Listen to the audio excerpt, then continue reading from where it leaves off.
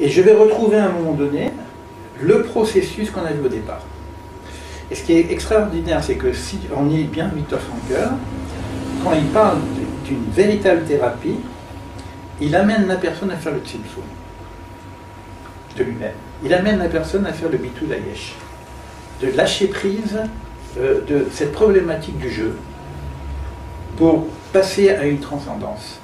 Et à ce moment-là, il s'ouvre à autre que lui, et à ce moment-là, il rentre dans un processus de construction, de participation à la construction, et à ce moment-là, sa problématique elle va être différente. C'est difficile, mais c'est comme ça que ça se passe. Il appelle ça c'est comme une distanciation de soi. Tu vois, tu viens avec tes bagages, tes machins, tes problèmes, ton voisin, tout ce que tu veux, et tout le travail va être au départ une distanciation de soi. Et je ne peux pas accéder à mon intériorité, c'est-à-dire à ma dimension spirituelle, à ma dimension infinie, ou ma dimension transcendante, tant que je reste sur le je. Ani. Il faut transformer le je, Ani, en inverse, en Aïn. Ani, il devient Aïn. Rien. Et le Aïn Sof, on le retrouve ici. C'est exactement le même processus qu'on fait, mais tu le fais carrément en thérapie. Mais d'une façon assez subtile, c'est-à-dire que tu ne vas pas dire à la personne, arrête tes bêtises, bon, ça suffit, arrête de parler de toi, ton thérapie, la personne se rend compte qu'elle parle d'elle, tu vois.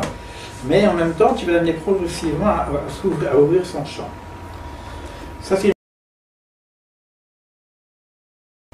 c'est-à-dire que j'ai une carte du monde qui est différente. Donc on est imprégné de l'influence, en fin de compte, de la famille, de la culture, etc. Et l'idée maintenant en communication, c'est de pouvoir essayer d'ouvrir son champ au niveau de sa carte du monde. Essayer de décoder en même temps sa propre carte du monde.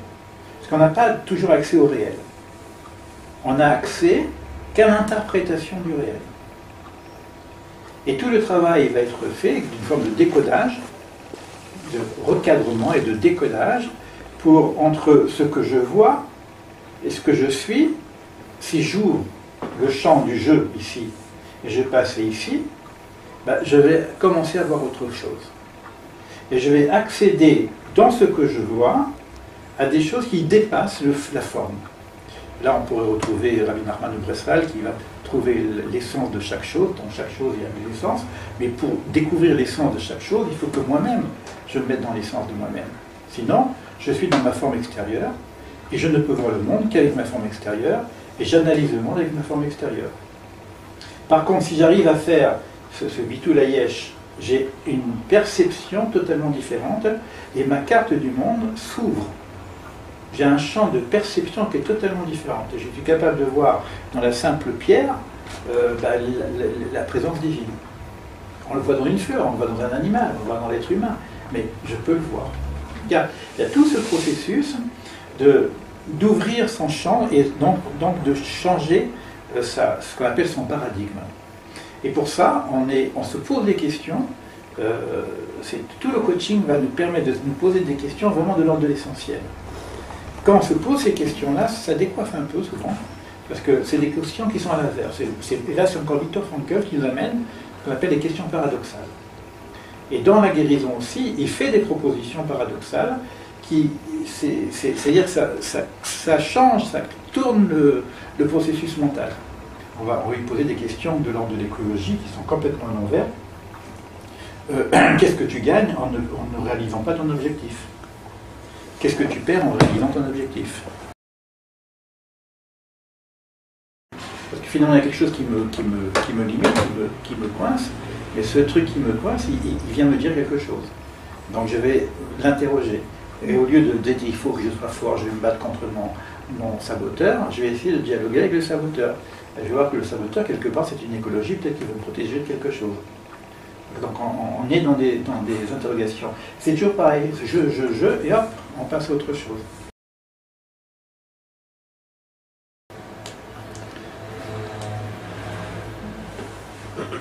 J'ai une question par rapport à la transcendance, mais c'est parce que je suis un peu débutante dans ces notions-là. Si vous dites que finalement, cette transcendance, on l'avait avant d'être là, ça voudrait dire qu'avant la création, on existait déjà en fait avec le créateur. Ça pourrait vouloir dire ça aussi. La question du sens, elle est simple, parce que si je commence à un moment donné et je termine à un moment donné, compte tenu de tout ce qui se passe au milieu, il n'y a pas de sens. Le Ramchal, il dit, vous connaissez quelqu'un qui n'a jamais souffert?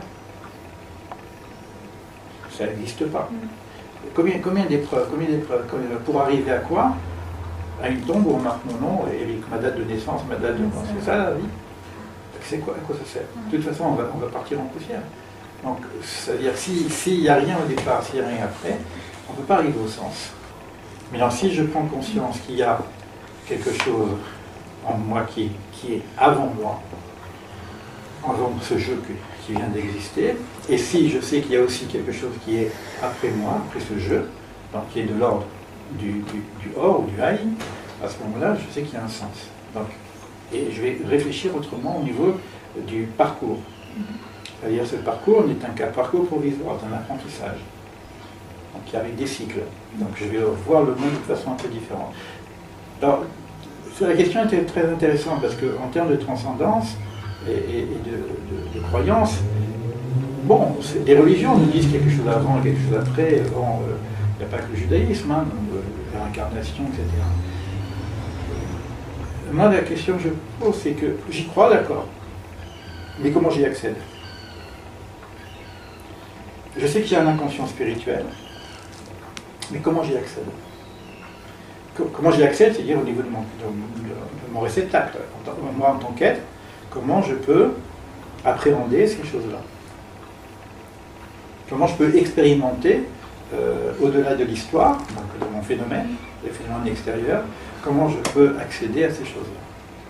Et là vont rentrer maintenant toutes les techniques, au départ de psychothérapie classique, avec la dimension du sens, c'est-à-dire mais en profondeur, c'est-à-dire on va démarrer par des questions de base essentielles, et puis de l'essentiel on va de l'existentiel, et de l'existentiel on va à la transcendance. Alors il y a des techniques aussi, on y va doucement, mais il y a des techniques qui nous permettent de capter cette dimension de la transcendance chez nous. Et souvent, on parle dans la psychologie du ressenti. Qu'est-ce que tu ressens? Et on en fait tout un chemin de vie pour vivre le ressenti. Mais le ressenti, c'est à quel niveau? Si c'est au niveau de la peau, au niveau du cœur, au niveau de l'estomac. Quand je mange un bon repas, je ressens quelque chose. Mais c'est au niveau de l'estomac. D'accord? Quand je suis pris au niveau affectif, c'est au niveau du cœur. Mais c'est au niveau du cœur, mais au niveau de l'affectif. Qu'est-ce que c'est le ressenti au niveau spirituel? Le ressenti au niveau du spirituel est totalement différent. Quand il y a quelque chose qui est de la transcendance qui vient m'habiter, parce que j'ai ressenti quelque chose au niveau spirituel, c'est une joie extraordinaire, mais là c'est le corps entier qui est pris, et il y a une vibration totale qui se fait. Alors, les Indiens appellent ça la Kundalini, on peut appeler ça autrement, mais il y a bien quelque chose qui se passe dans l'être. Et ce que je ressens à ce moment-là, ça passe par le ressenti, parce que ça passe par le keli, par le corps, mais ce n'est pas de l'ordre de l'affectif ni de l'estomac. C'est pas de l'ordre du plaisir classique. On voit bien que c'est quelque chose de totalement différent. Et tant que je ne l'ai pas goûté, ben, je ne sais pas de quoi on parle. Donc, qu'est-ce que je peux faire dans mon cheminement pour commencer à le toucher? L'expérimenter.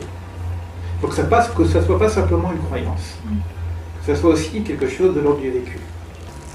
C'est une question importante. Hein. Sinon j'y crois, simplement, parce que c'est cohérent. C'est une cohérence philosophique de la transcendance, du sens, et donc il y a quelque chose après, tout ça. J'ai la foi, parce que la religion me le dit, mais je suis simplement au niveau de la foi. Je peux essayer de réfléchir, d'étudier, je peux comprendre.